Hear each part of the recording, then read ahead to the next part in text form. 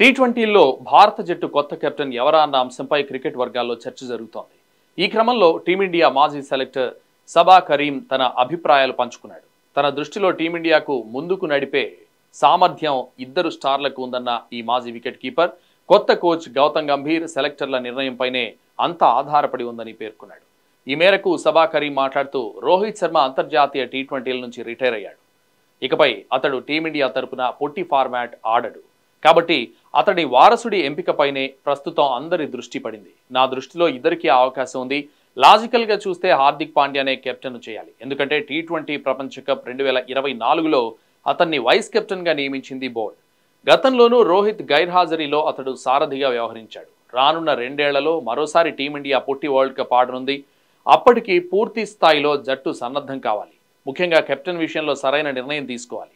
సూర్యకుమార్ యాదవ్ గురించి కూడా చర్చ జరగాల్సిన ఆవశ్యకత ఉంది.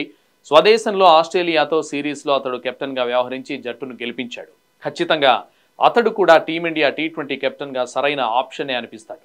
వీరిద్దరిలో ఎవరిని సారథిని చేయాలన్న అంశంపై సెలెక్టర్లు కొత్త కోచ్ నిర్ణయం తీసుకుంటారు అని పేర్కొన్నాడు. తానైతే ఇద్దరికీ కెప్టెన్ అయ్యే అర్హత ఉందని చెబుతానంటూ సబా కరీం వ్యాఖ్యానించాడు.